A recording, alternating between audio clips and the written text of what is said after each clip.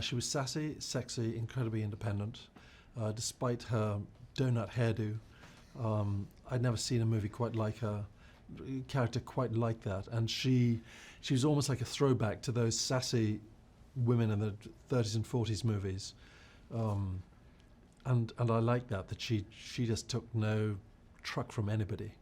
And I then subsequently, while I was doing LA Story here with Steve Martin in 1990, I met Carrie at a lunch party, and we became instant friends. So it's a very sweet, bittersweet experience to be in her final movie, even though she shot it, some years ago. Levitating. Couldn't believe it. I was a drama student when I was 20.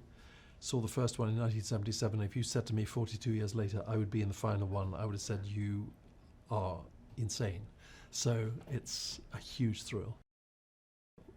Very upright, very arrogant, totally humorless, never smiles once, and will literally kill anybody and everything to get to the top dog spot. Well, I knew that because of my physiognomy and the way I speak, that Peter Cushing was obviously a kind of reference point from the previous Star Wars movie. So I thought, well, that's a kind of barometer guide to emulate, I suppose.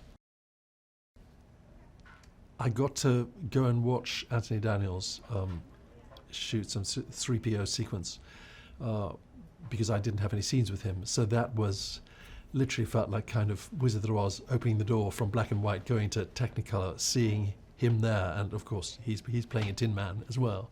So it was a kind of pinch yourself moment. And I asked J.J. Abrams every day that I worked to pinch me on the shoulder at the beginning of the day, because it was so surreal, having grown up with these movies, to actually be on this spaceship with stormtroopers stomping up and down.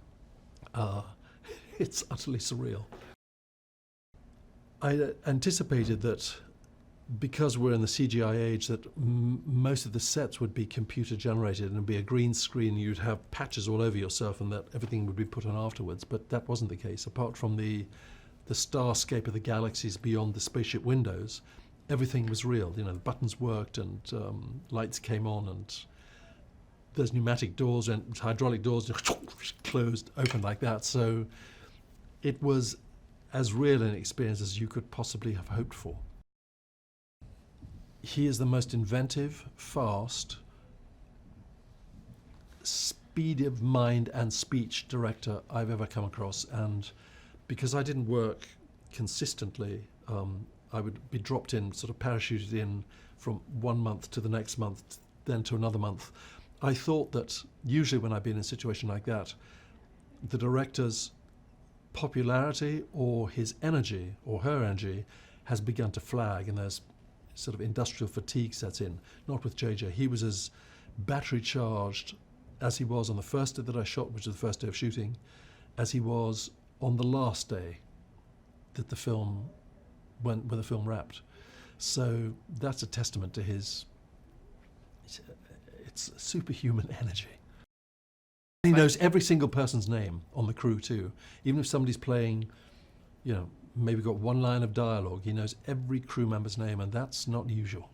That's and they don't have name tags. He knows everybody, and he treats everybody with the same democratic respect as you'd hope somebody might do in his position.